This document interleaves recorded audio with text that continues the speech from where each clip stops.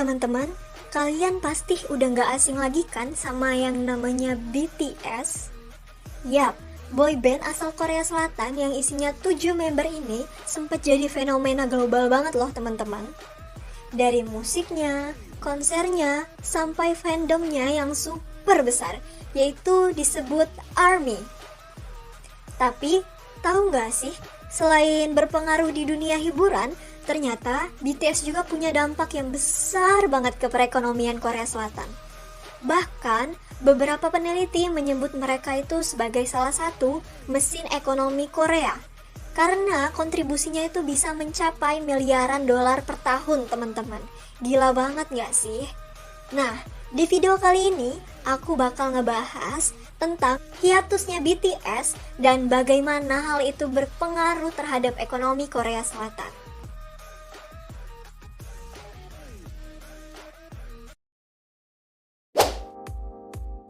Hai semua, di video kali ini aku mau bahas salah satu fenomena menarik yang sempat ramai nih, yaitu hiatusnya BTS dan gimana sih hal itu ternyata punya dampak besar terhadap ekonomi Korea Selatan. Mungkin sebagian orang itu mikir ya, kalau hiatusnya artis itu cuma berpengaruh di dunia hiburan saja. Tetapi ternyata untuk kasus BTS ini efeknya jauh lebih luas teman-teman, sampai memengaruhi perekonomian nasional loh. Jadi, menurut laporan dari Hyundai Research Institute, BTS menyumbang sekitar 4,60 miliar dolar Amerika Serikat per tahun ke perekonomian Korea Selatan. Ini setara dengan sekitar 0,3% dari total PDB Korea dan mencakup pendapatan dari konser, penjualan album, merchandise, bahkan peristiwa yang didorong oleh fanbase global mereka, yaitu ARMY. Sumber dari Quartz juga bilang bahwa BTS adalah salah satu mesin ekonomi utama dalam sejarah hiburan Korea. Mereka bukan cuma musisi, tetapi juga ikon budaya yang meningkatkan citra nasional.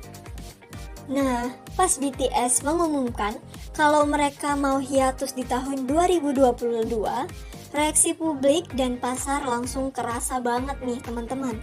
Saham agensi mereka, Hype Entertainment, turun hampir 28% dalam waktu singkat menurut laporan Variety tahun 2022. Efeknya gak cuma di pasar saham, tapi juga di sektor pariwisata dan eksplor budaya. Banyak wisata luar negeri datang ke Korea karena BTS, entah buat nonton konser, datang ke lokasi syuting musik video, atau sekedar beli merchandise resmi. Setelah mereka hiatus, data dari Korea Tourism Organization nunjukin kalau kunjungan wisata yang berhubungan dengan K-pop semakin menurun.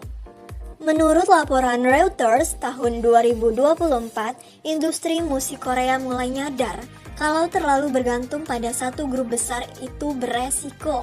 Sejak BTS hiatus, Hype dan agensi lain mulai aktif banget buat nyumbangin grup baru kayak New Jeans dan TWS biar ekosistemnya itu lebih stabil. Bahkan, The Korea Herald tahun 2025 bilang bahwa sampai sekarang Hype masih dapat sebagian besar keuntungan dari BTS meskipun mereka lagi nggak aktif sebagai grup. Itu nunjukin betapa kuatnya brand mereka.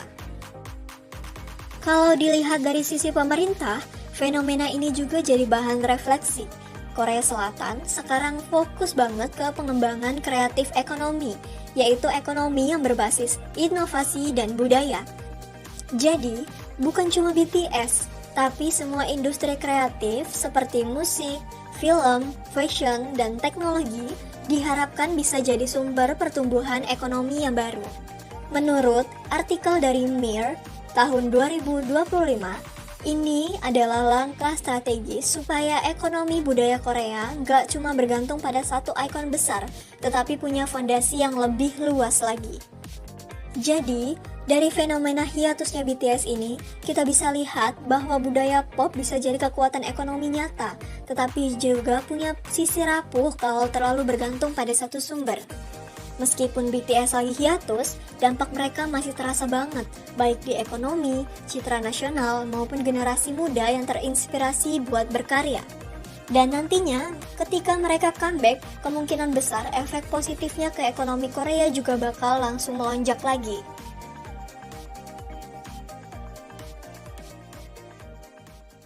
Oke, segitu dulu pembahasan dari aku tentang hiatusnya BTS dan dampaknya terhadap ekonomi Korea Selatan. Terima kasih yang udah menonton. Jangan lupa sertakan pendapat kalian juga ya. Apakah kalian pikir BTS ini masih akan punya pengaruh sebesar ini di masa depan atau tidak? Tulis di kolom komentar ya. Bye!